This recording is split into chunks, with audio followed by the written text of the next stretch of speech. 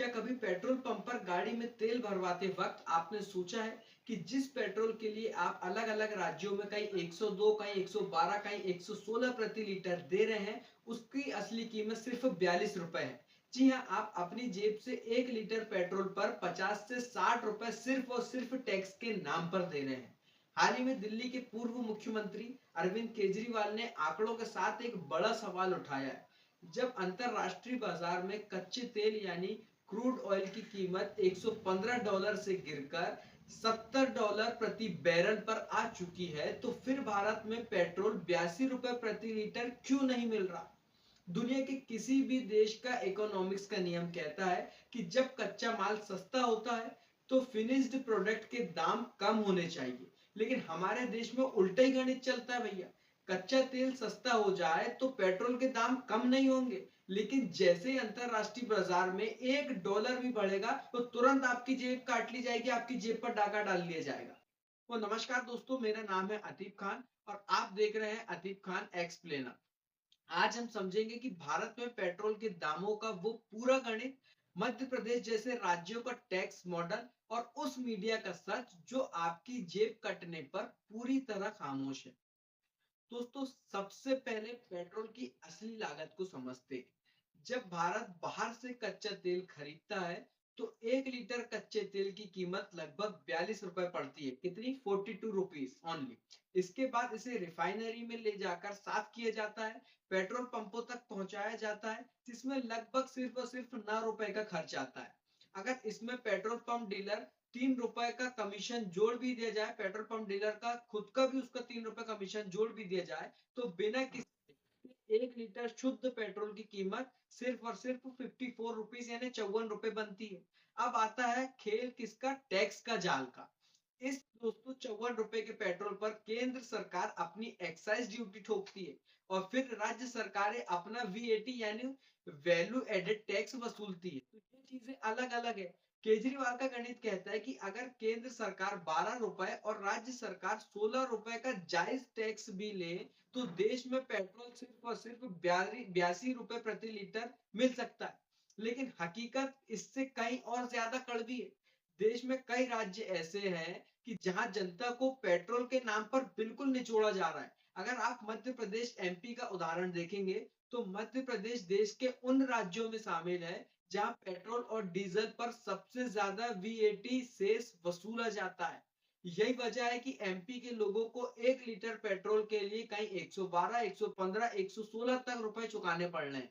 यानी 54 रुपए के पेट्रोल पर लगभग 100% का टैक्स उनसे वसूला जा रहा है।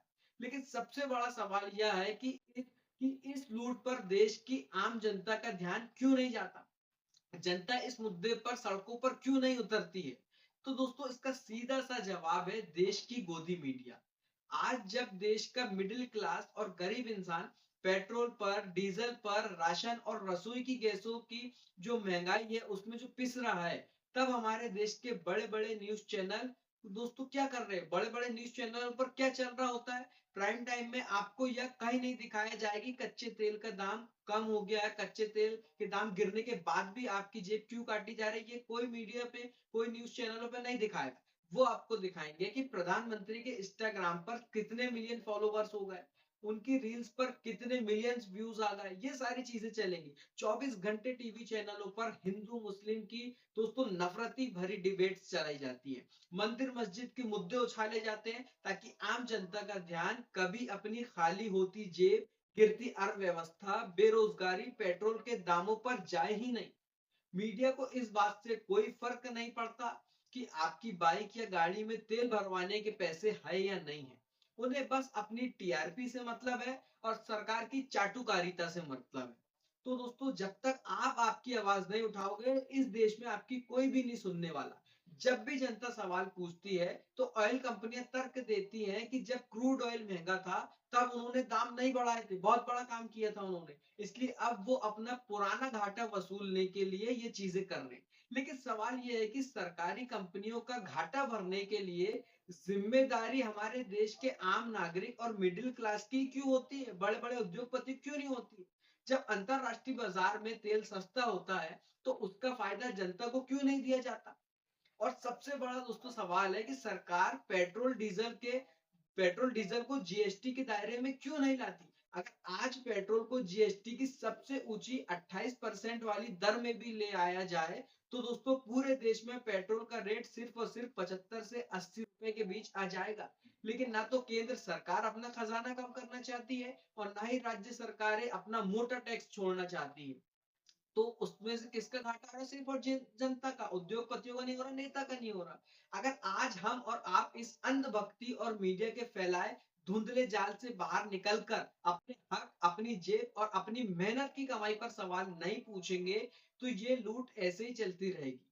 आपकी दोस्तों इस पर क्या राय है? क्या पेट्रोल डीजल को तुरंत जीएसटी के दायरे में लाना चाहिए और क्या मीडिया को असली मुद्दों पर बात करनी चाहिए और मीडिया कर क्या रहा है, इस पर अपनी राय आप जरूर दीजिएगा, क्योंकि आपको बहुत अच्छे से पता है कि इस देश का मीडिया कितना ही ज्यादा अच्छा, सच्चा और ईमानदार हो चुका है। तो दोस्तों अगर आपको वीडियो पसंद आई होगी और आप मेरी बात से सहमत होंगे, तो वीडियो को लाइक कीजिएगा, शेयर कीजिएगा, कमेंट्स बॉक्स में अपनी राय जरूर बताइएगा और वीडियो पसंद आया होगा तो चैनल को सब्सक्राइब करना नहीं भूलिएगा।